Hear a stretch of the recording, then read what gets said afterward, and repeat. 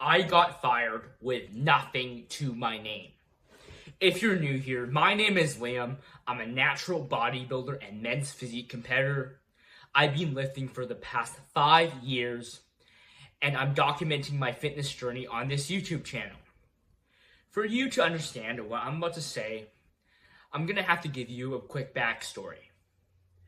So around 5 years ago, I had gone into the gym for the first time. I had joined a summer weightlifting camp because I wanted to become better at sports. I wanted to be more athletic.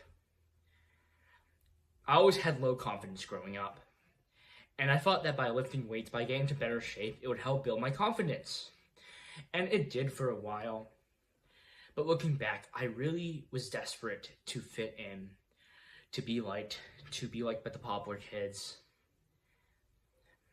And sure, I definitely got more respect from building my physique. But it wasn't really about bodybuilding at first. Not until I went to university. So I went to the University of Victoria, where I studied engineering. And honestly, I've never liked school. But I know my parents really pushed that engineering path on me. It was a high-paying career. I was like, you gotta get a degree. They were like, you gotta get a degree. So I reluctantly said yes. And I decided I was gonna go to UVic. I knew it was a party school, but I never really had that many social experiences. I never really fit in. I never got the typical teenage experiences like house parties or clubs. So I said, why don't I just go to UVic? I want to get that experience. I feel like I want to get what I was missing out on. But even though I was there, I didn't really drink alcohol because my parents were like, no alcohol while in university. You're there to study. But I did have a legitimate reason why I wouldn't drink alcohol, and that was because of bodybuilding. So while I was there, I really locked into bodybuilding, got myself immersed in the bodybuilding lifestyle. I was able to control my diet and my exercise. I was able to control my portions. And then this is exactly the reason why I stayed in that environment longer than I should have. So after first year, I was like, I knew I didn't want to be an engineer, but I was like, I didn't want to tell my parents. Because if I told my parents I was planning to go to a university closer to home, I would have to live in the house, same house as my parents. So it was like, do I really want to do that? Because they could control my diet. I was like, when I was in Victoria, I was able to control everything. My diet, my routine, my training, and cardio and all. Because it was really hard because I'm the only one in my family who really lives that bodybuilding lifestyle. Everyone just eats out, kind of eats whatever they want. And like, if I'm eating all the time, it's really hard to stay on a diet, to stay disciplined. And that's what I thought. So this is the reason why I actually went back to Victoria in the fall. And this is like, I use it to justify going back. Because when I went back in the fall, I was around 6 weeks out from my show. Show was WNBF Calgary. That was October 11th.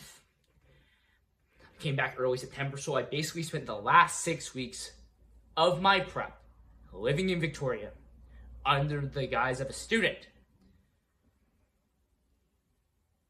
Basically, I had gone back to Vic just to prep for my show. So I'm like, and on paper I was a student, but I wasn't actually living the student lifestyle. I didn't care at all about school. So basically, I knew I was going to drop out. So what I did was, after I competed, I placed 4th in junior men's physique. After stepping on stage, after competing, I had no interest in continuing my degree. So I stopped doing all schoolwork probably around a few days after my show. And because I didn't want to tell my parents that I dropped out, I got a job. I worked at a grocery store in Victoria from November 2025 until January 2026. And my parents still thought I was a student. Everyone still thought I was a student. But in reality, I was working. And that job did end because my parents found out I dropped out. So they ended the lease and went back home to Vancouver. So I wasn't living in that apartment anymore because we had decided to rent an apartment because my parents thought I was staying in Victoria, staying at UVic. But when they found I dropped out, they said there's no reason for me to live in Victoria. And I also got tired of living in Victoria, so I just went home, which meant that I lost my job. Eventually, I found a new job. I was working at a gym. I was working cleaning the facilities, cleaning the equipment, cleaning the bathrooms, helping set up for classes.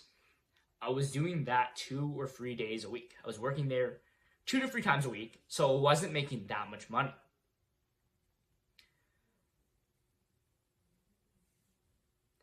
But I did have enough money where I could buy supplements, a few gym clothes here and there. And of course, a lot of it, I gambled a lot of it. I was pretty addicted to that, to gambling. And because I had gambled a lot of money, I also spent a lot of money on alcohol. I started going out to clubs more because I really wanted to fill that void. The void of missed experiences.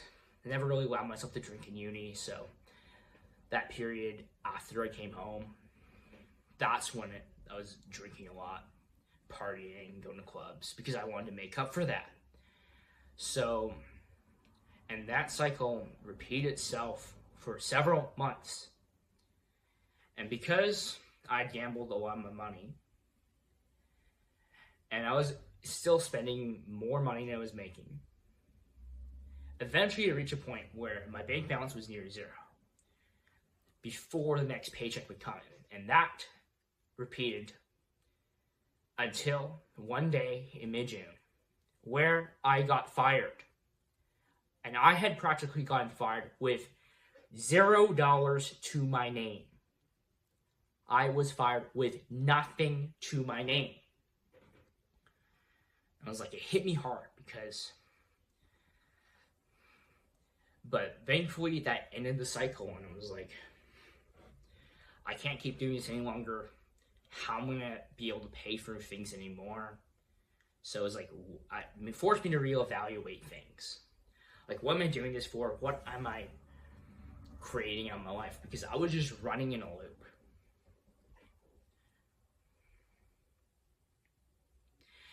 And I'm not going to go into too much detail about why I was fired, but it was completely my own fault, how I interacted with a customer. And that is what led me to losing that job. It was like, I got too high myself, got too complacent. I was like, eventually I realized I had to stop. Otherwise, because for a while, I doubted my ability to even keep a job in the first place. And I had lost all confidence and hit an all-time low. I didn't know what I wanted to do in life. But I was sat here thinking, I'm an ACE certified personal trainer. I have a personal training certification. And I said, why don't I make something out of it? So recently, after I got fired, I had a lot of free time because I didn't have a job. So it was like, I spent some time taking extra courses alongside my personal training certification in fitness, nutrition, corrective exercise, and behavior change. And with these courses, I'm still taking a few more courses, but this will give me the knowledge, at least to help keep my brain sharp. Something that keeps my brain active, because honestly, I'm always a really smart kid, and I always want to use it to my advantage. I want to get into personal training. I was like, and after getting fired, I was like, I don't know if I want to work for someone else the rest of my life. Because when you go to school, it's always graduate high school, go to university for 4 years, get a degree, then work for 40 years until you die, work for a boss. and you know you're going to get fired. And I want to control my own life. I want to control my income. Because I knew that a boss could take it away at any moment. And that's when when I realized I was left with nothing, I wanted to create something out of it. So I was like, eventually I do realize I need to get a job. So I'm like, wanna just get a job as a personal trainer and then get into in-person personal training. And eventually I can get into online fitness coaching from there. Because I've always been super entrepreneurial. I was like, I actually want to do something with fitness and helping people get into the best shape of their lives. Because if I can do it, if I can go from skinny fat with absolutely no muscle to building an impressive physique over several years, then I can help other people do the same too. And I love helping people. I love giving them advice on fitness. I feel like this is an area of expertise. I've taken to the level of competing, doing a full bodybuilding prep. And through the knowledge I've learned, I'm proud to want to help other people. And this is something I've always wanted to do, to build a business towards. So going forward, I'm eventually going to be taking steps towards building my own online fitness coaching business and helping people get into shape, into the best shape of their lives, helping with fat loss, muscle gain, getting stronger. And looking back, I'm incredibly proud of myself and how far I've come. There are always going to be setbacks along the way. But what matters is that you learn to persevere through them and push through them. Because life will only test you. And you have to do what it takes to stay strong.